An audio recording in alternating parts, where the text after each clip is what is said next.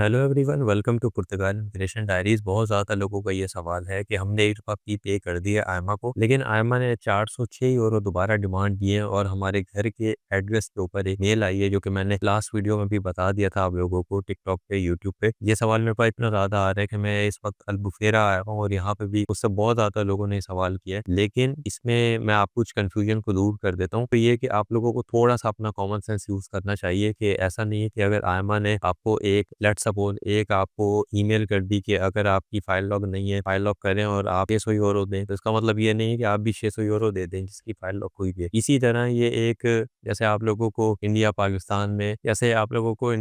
में बिल्स आते हैं, तो बिल्स पे लिखा होता है कि ये ड्यू डेट ये है। वो गुजरने के बाद भी एक मैसेज आ जाता है कि अगर आपने बिल पे नहीं किया तो उसका इतने आपको चार्जेस पे करने पड़ेंगे, और अगर आपने बिल पे कर दिया तो आप इसको इग्नोर करें। तो ये बिल्कुल उसी तरह से है, अगर आपने उसकी फी पे कर दी, चाहे आपके बायोमेट्रिक हुए या बायोमेट्रिक नहीं हुए, अगर आपने पे कर दिया तो आपने उसको इग्नोर करना है। ये आप लोगों के लिए नहीं है, ये उन लोगों के लिए जिन्होंने फी पे नहीं की और वो अभी तक सोच रहे थे पे करें ना करें, या जो कि पुर्तगाल में नहीं थे और वो ये सोच रहे थे हम 2 महीने बाद जाएंगे पे कर देंगे। तो ये उन लोगों के लिए, उनको एक फाइनल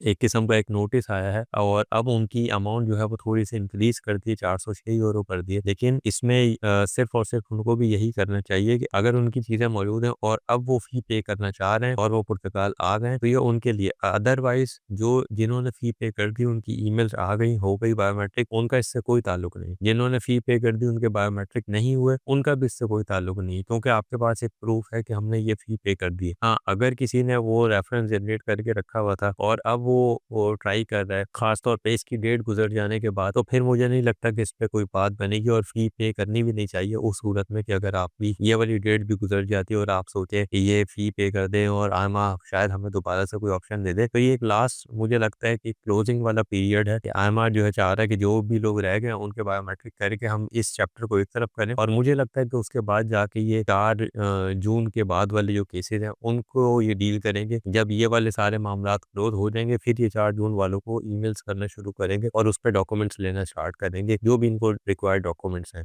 एक मेरे सब्सक्राइबर हैं इंडिया से, उन्होंने मुझसे राब्ता किया इस हवाले से। उन्होंने कहा कि सर मेरे पास मैंने बायोमेट्रिक दे दिए और मैंने दिए हैं 7 मार्च को, और उसके बाद मेरे पास ये लेटर आया है और इस लेटर की जो इश्यू डेट है वो 3 मार्च की है। तो ये मेरे पास ये लेटर क्यों आया, और अगर वो इन्होंने पहले मुझसे डिमांड किए थे और मेरे पास मेरी बायोमेट्रिक देने के बाद आया, तो इसका मतलब है कि शायद मुझे दोबारा से 406 यूरो पे करने, तो मैं इसको इंस्टॉलमेंट पे कर सकता हूँ। मैंने जब उनसे पूछा कि आपकी बायोमेट्रिक हो गई, तो उन्होंने कहा जी हो गई। लेकिन वो इस पे बज़िद थे कि नहीं, मेरे पास तो 3 मार्च का ये लेटर है और जो कि मेरी बायोमेट्रिक 7 मार्च को हुई है, तो फिर मुझे क्यों आया? अगर फिर भी आयमा ने माँगे तो फिर मुझे पे करने चाहिए। जिस टाइम मैंने उनको ये समझाया, और मैं आप लोगों को भी बता दूँ कि लेटर 3 मार्च को अगर इश्यू हुआ हुआ है, तो वो घर पहुँचने में ऐसा नहीं है कि 3 मार्च को ही आपको घर पे मिल जाएगा। एक सिस्टम से उन्होंने इस तरह किया है कि हर एक को लेटर भेज दिया कि जो इसमें एलिजिबल है वो ये पे करे, नहीं है वो उसको इग्नोर कर दे। अब कोई कहे कि 3 मार्च का था तो 7 मार्च को, तो इसका मतलब है आयमा को दोबारा पैसे चाहिए, दोबारा पैसे नहीं चाहिए। और अगर आप लोगों को अपने पैसे ज़ाया नहीं करने,